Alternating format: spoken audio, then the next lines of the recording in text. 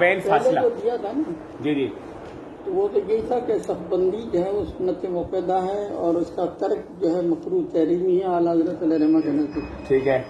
لیکن مجبوری کی وجہ سے اگر ایک فٹ کے فاصلے پر دو مقتدی جو آپس میں ایک فٹ کے فاصلے پہ اچھا مجبوری کی وجہ سے اگر کھڑے ہوتے پڑھیں ہیں گے تو نماز میں کوئی خلل نہیں آئے گا کیونکہ یہ نماز کے واجبات میں سے نہیں ہے. یہ صف بندی کی جو ہے اس میں احکام میں سے. ٹھیک ہے. لہذا نماز بلا یعنی نماز واجب الادا بھی نہیں ہوگی. صحیح ہے. حضرت گزارش یہ ہے کہ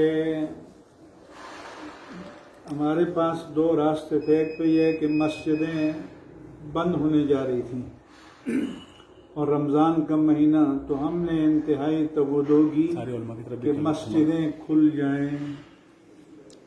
اب حکومت نے جو ضابطہ اور تمام مکاتب فکر کے علماء کے ساتھ مل کر بنایا اس میں 3 فٹ کا فاصلہ رکھنے کے لیے کہا ہے.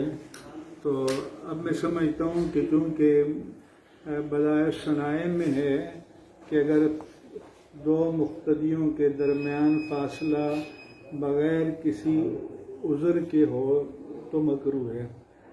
جیسا کہ آپ نے فرمایا کہ یہ عذر ہے تو اب اس کی بنا پر اگر ایک فٹ کا آپ نے فرمایا لیکن حکومت ایک ضابطہ بنا لیتی ہے کہ ورنہ ہم یہ اجازت واپس لے لیں گے کیونکہ صدر نے یہ بھی اپنے بیان میں کہا ہے. تو اس لیے آپ یہ بتائیں کہ اس صورت میں پھر 3 فٹ کا فاصلہ جو ہے وہ بھی عذر مقبول ہے. جی. پوری مسجد جو ہے وہ مکان واحد ہے. اس میں اگر جتنے بھی فاصلے سے اگر کوئی پیچھے نماز پڑھے گا امام کے پیچھے تو اس کی نماز ہو جائے گی. الحمدللہ. میدان کے احکام جو ہے وہ الگ ہے. ٹھیک ہے. کہ میدان میں جو ہے اگر اتنا فاصلہ ہو امام اور مقتدی کے درمیان کے بیل باڑی گزر جائے تو وہ نہیں ہوگا. یا یہ کہ بہت بڑی مسجد جس کو کہا جاتا ہے جی جی جیسے حرمین جی یا جو ہے روس کی فارسی مسجد وہ بڑی مسجدوں میں تو وہ میدان کے حکم میں.